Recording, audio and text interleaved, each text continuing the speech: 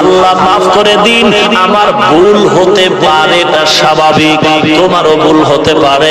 ভুল যদি পাও ইমানের মহব্বতে আমারে ধরায় দাও, আমি তওবা করে নিব।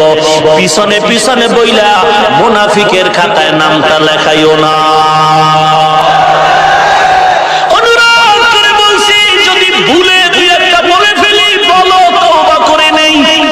ভুল তো হতে পারে, ভুলের ঊর্ধ্বে আমি নয়, তবে আমি কওমিতে পড়ে অন্য প্রতিষ্ঠানকে গালি দেই না, বাঁকা নজরে বলি না, বরং মনটা এমন নরম করে চলি, জুতা দুইটাও যদি তোমার সোজা কইরা চলা লাগে, তারপরেও যদি দেখি তুমি ইসলামের দিকে আগায় গেছো, রাসূলের সুন্নতের উপর আগায় গেছো, আমার দিল খুশি হবে, তোমার জুতা টানা আমার সার্থক হয়ে যাবে।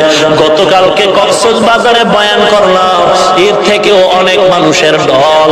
বয়ানের পরে মোনাজাত করলাম, মোনাজাতের পর লোকজন চলে যাবে।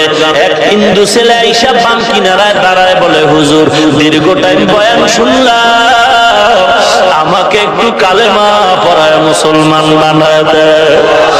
ওরে নবীর উম্মত, আর কি আল্লাহ দিবে? আপনাদের পায়ে হাত রেখে আমি দোয়া চাইতেছি, আল্লাহ যদি ডেকে বলে, রে হাফিজ কত নেয়ামত করে দিলাম, কি শুকর আদায় করছো? সাহাবায়ে কেরামের এত মর্যাদা আল্লাহ দিলেন, জান্নাতের টিকিট নিয়ে পেয়েছে, অথচ তারপরও তারা কান্নার উপরে জীবন কাটালেন। আবু বকর সিদ্দিক কত বড় দামি, নামাজে দাঁড়ায় দাঁড়ায় কান্না করে।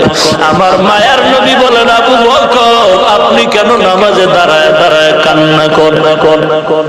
আবু বকর সিদ্দিক রাদিয়াল্লাহু তাআলা আনহু বলেন, পয়গম্বর আমি নামাজে দাঁড়ায় কোরআন শরীফের এই আয়াত পড়ে কান্না করতেছি। কোন আয়াত? আবু বকর বলেন, এই আয়াত যখন আসলো চোখের পানি ধরে রাখতে পারি না। ইন্নাল্লাহ আশতারা মিনাল মুমিনিনা আনফুসাহুম আমওয়ালাহুম বিআন্না লাহুমুল জান্নাহ। আল্লাহ বলেন, ও মুমিন, তোর জান্নাত কিনে নিছি, জান্নাত তোরে দিয়ে দিছি। এই আয়াত পড়ে আমি আবু বকর কান্না করতেছি। কে সে আবু বকর? যে আবু বকরের সিদ্দিক টাইটেলের সাক্ষী আমার আল্লাহ। আবু বকর রাস্তা দিয়া যায়, ইহুদিরা বয়া বয়া আল্লাহর বিরুদ্ধে কথা বলে, এই আয়াতের বয়ান দেখাই পাইলাম।